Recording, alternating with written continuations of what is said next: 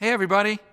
For several weeks now, we've been meeting together as a pastoral staff, talking, praying, and planning about when and how to begin hosting services again on our campus.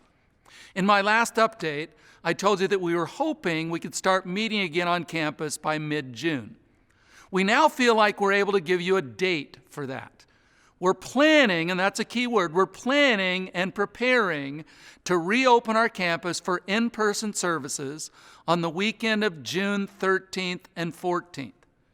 Now, when we begin meeting again on campus, we'll also be continuing to live stream at least some of our services for anyone and everyone who do not want to join us on campus for a while. Making church a safe place as we begin to gather together again is our highest priority. Now, as we return to worshiping together in person, please understand that things will be a little different than they were before COVID-19. For example, we'll have social distancing measures in place in order to keep people 6 feet apart by limiting each row to a maximum of 2 family groups.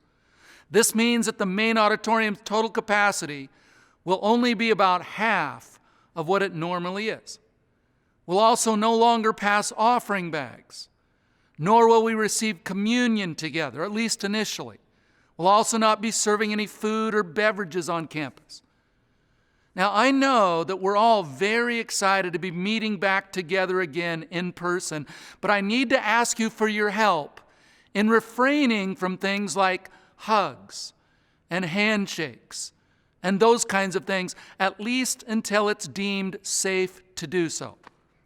Unfortunately, the wearing of a face mask is increasingly becoming a divisive and sometimes politicized issue in our culture. And if we're not careful, this can spill over into the church. And the truth is, there's no way that our leadership team at Vineyard North Phoenix can please everyone. But pleasing everyone or one group over another is not our goal. Our goal is to follow Jesus' second great commandment where he said we're to love our neighbor as ourselves. And we believe that making decisions that attempt to create a safe environment for the most vulnerable among us is one of the best ways we can do that. Now, because of this, when we start meeting again on our campus, all of our staff and volunteers will be required to wear a face mask.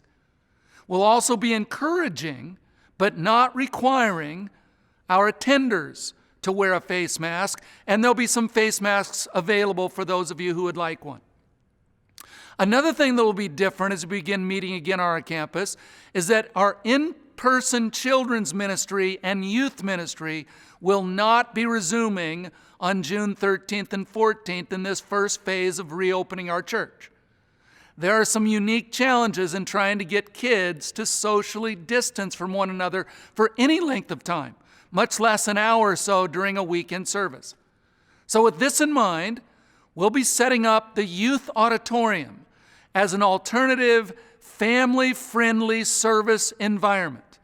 And the service will be live streamed to the screens in the Youth Auditorium, and any families who would like to can sit together at tables with their children and watch the service from there. In addition, we'll be continuing our weekly online children's resources that you can find on our website. Our youth services will also continue to be live streamed on Wednesdays at 7 p.m. I want to thank you for your patience and your faithfulness as we've waited together for what we believe is the right time to begin meeting together in person. And barring any unforeseen development taking place that might cause us to rethink the timing of this, I'm looking forward to worshiping with many of you in person right here next month, starting June 13th and 14th.